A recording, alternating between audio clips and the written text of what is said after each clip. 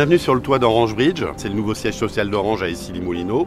Fullrama est une entreprise qui travaille dans le domaine du Smart City. Notre principal métier, c'est d'installer des stations météo, des capteurs de pollution, des capteurs de bruit. Dans le cadre du challenge 5G Issy-Moulineaux Orange, en 2020, nous avons déployé une station météo sur le siège d'Orange. Aujourd'hui, la ville d'Issy-les-Moulineaux reçoit à peu près toutes les minutes un jeu de données complet qui permet de voir l'état météorologique de la ville. Ces données sont disponibles sur data.ici.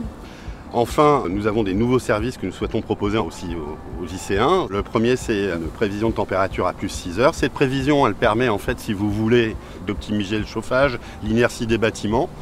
Dans un deuxième temps, on va essayer de travailler sur un modèle local de pluviométrie. Alors je dis bien un modèle local qui permet de faire une prévision à plus 6 heures, plus 10 heures s'il va tomber de la pluviométrie. Ces données elles permettent d'assurer un suivi sur 10 ans, 20 ans, 30 ans de la température de l'air dans une ville et demain de pouvoir très concrètement voir les gains en degrés des opérations d'urbanisme ou des opérations de végétalisation sur la ville d'Issy-les-Moulineaux.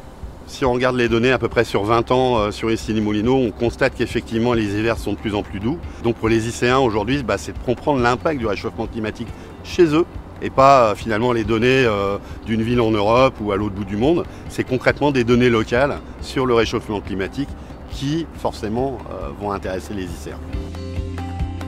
Aujourd'hui, on installe un capteur Place Chabannes à Issy-les-Moulineaux qui va permettre de mesurer la température au niveau de la surface. Aujourd'hui, les villes n'ont pas forcément d'outils pour pouvoir mesurer des opérations de végétalisation. Donc très concrètement, c'est un avant et un après. Avant, on a une zone qui est minérale et après, on va avoir une zone qui est végétalisée. Donc quel est le gain si vous voulez en termes de température si on fait telle opération de végétalisation, telle opération de végétalisation.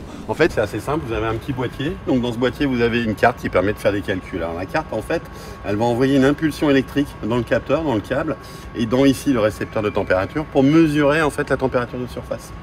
Et à chaque fois, c'est toutes les 5 minutes à peu près, il y a une émission d'électricité pour pouvoir mesurer. Sinon, le reste du temps, le capteur il est passif et ne consomme pas d'électricité.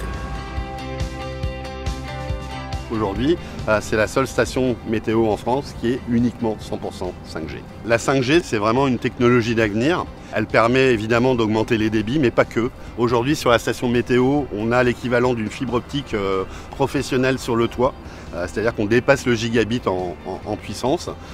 Demain, c'est aussi des capteurs qui sont plus économes en énergie qui vont arriver, ce qu'on appelle la 5G, low energy. C'est une nouvelle norme qui arrive en 2022 sur les réseaux 5G et qui va permettre à distance d'éteindre ou d'allumer un équipement. Et donc d'optimiser si vous voulez la consommation d'énergie à terme.